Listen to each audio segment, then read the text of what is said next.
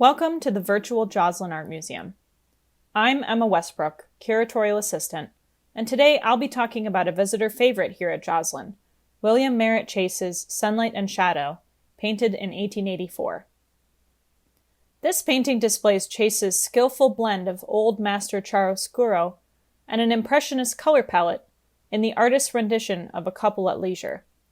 The gentleman, fiddling with his teacup and cigarette, avoids the coy glance of the lady as she peers over the side of her hammock. His subjects seem to be in conversation or courtship, or even a lover's spat, as indicated by the working title of this painting. It was originally called The Tiff. It is clear, however, from both the ambiguity of the scene and the final title, that Chase was more interested in the aesthetic values of the moment than any social commentary. Painted in Holland during Chase's travels in Europe, his friend, artist Robert Blum, served as the model for the gentleman. Although Chase was born in Indiana and taught art in New York, his extensive travels throughout Europe served as a great influence on his technique and style.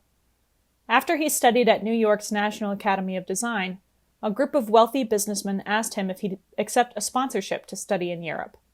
Chase apparently replied, "My God, I'd rather go to Europe than go to heaven." The artist chose to study in Munich, Germany, where he learned to emulate the palette and technique of the old masters, such as Franz Hals and Peter Paul Rubens. From there, Chase continued his travels throughout Europe, becoming acquainted with the Impressionist handling of color and light, and familiarized himself with the work of Edouard Manet, Edgar Degas, and Claude Monet. He also met and befriended other famous artists from the time, such as fellow American John Singer Sargent.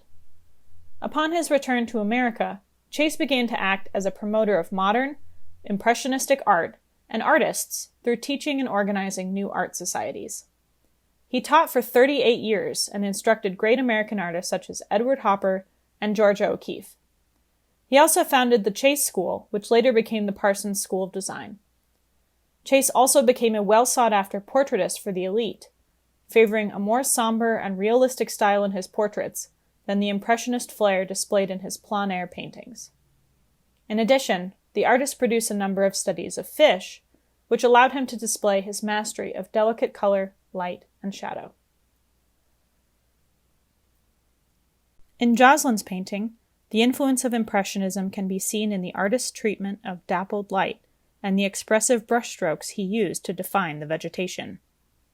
But Chase's virtuosity with shadow and the darker color palette used by the old masters he studied is evident in the exquisite value variation. By mixing the weighty shadows influenced by his study in Munich with the dancing light of his Impressionist peers, Chase deftly elevates this narrative portrait into a masterpiece.